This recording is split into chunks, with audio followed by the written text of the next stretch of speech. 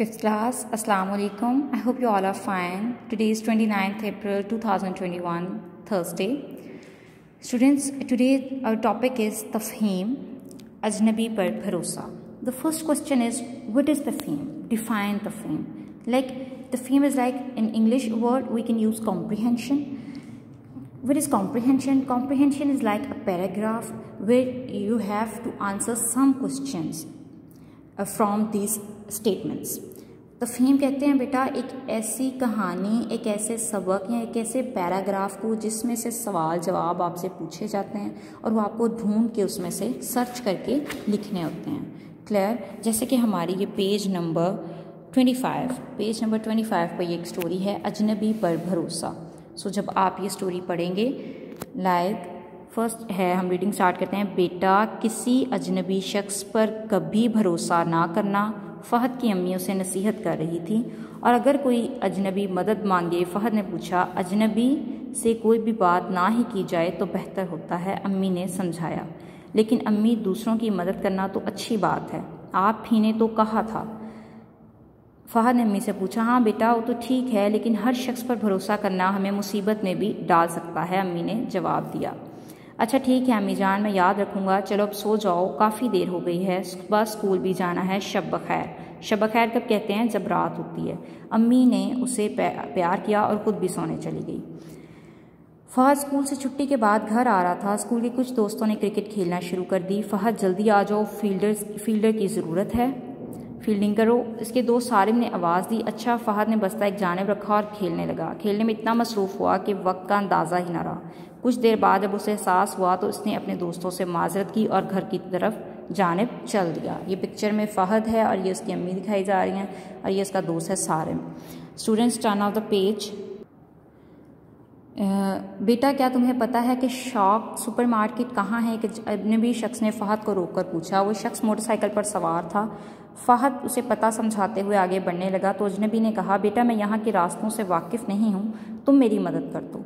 Motorcycle पर ही चलो और मुझे इस पते पर ले जाओ, फिर मैं तुम्हें तुम्हारे घर छोड़ दूंगा. फ़हद सोच में पड़ गया. उसे अपनी अम्मी की बात याद आई.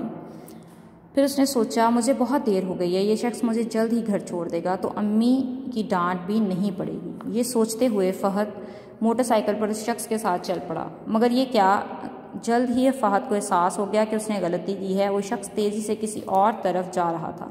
इसने उस शख्स को रोकने की कोशिश की मगर उसने फ़हद की बात अनसुनी कर दी. इत्तफाक से पुलिस की एक मोबाइल गाड़ी पास से गुजरी. फ़हद ने इशारे से पुलिस वालों को अपनी मुश्किल से आगाह किया. पुलिस वालों ने उस शख्स को रोका और फ़हद को उस मुश्किल से निकाल लिया. उस शख्स को हिरासत में लिया और फ़हद को घर पहुंचा दिया. हानिया वाहिद, जमात पंजम.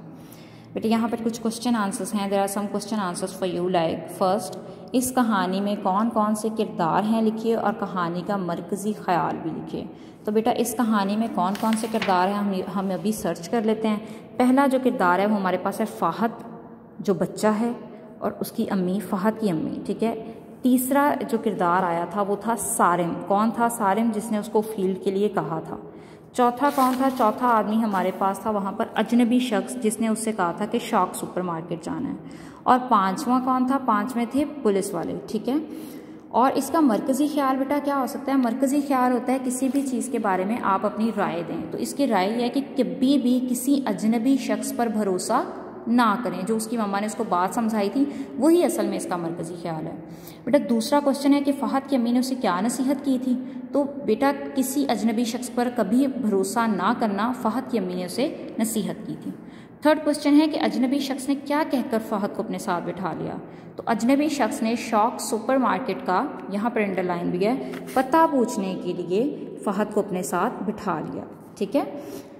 फोर्थ क्वेश्चन है कि अगर इत्तफाक से पुलिस मोबाइल वहाँ से ना गुजरती तो क्या होता. देखिए आप सोचें, अगर एक बच्चे को अगर एक अजनबी शख्स कहीं लेके जा रहा है तो क्या हो सकता था कि अजनबी शख्स फ़हद को अगवा कर लेता, खुदा न खास्ता. नेक्स्ट है कि अगर इत्तफाक से पुलिस मोबाइल वहाँ से अच्छा जी ये तो सॉरी हमने कर लिया. नेक्स्ट है पुलिस मोबाइल ना गुजरने की सूरत में फ़हद को अपने बचाव के लिए क्या करना चाहिए था. ठीक है. ये आपने मुझे खुद से क्वेश्चन लिख के देना है. वैसे ही आपके नोट्स में मौजूद भी है, आपने खुद भी इस पर थिंक करना है, सोचना है, अपनी क्रिएटिविटी देखनी है कि क्या हो सकता था. एंड लास्ट है कि आप इस कहानी का क्या अनुमान रखना चाहेंगे, सोच कर लिखें. इसका अनुमान भी मैंने कहा है कि ये आप लोग दें ताकि आप लोगों को पता चले कि उन्वान इसका और क्या हो सकता है। एक तो है ना अजनबी पर भरोसा, और दूसरा इसका उन्वान क्या हो सकता है, जैसे कि ये कि बड़ों का कहना मानना चाहिए। जैसे अगर वो अपनी अम्मी का कहना मानता तो वो प्रॉब्लम में नहीं आता। बेटा ये आपके नोट्स पर क्वेश्चन आंसर्स हैं, ये मैं आपको पिक्चर सेंड कर दूँगी। अगर आपको कोई भी चीज़ समझ नहीं आ रही है, if you don't understand then text me inbox में एंड इंशाल्लाह I will give you the feedback. Thank you.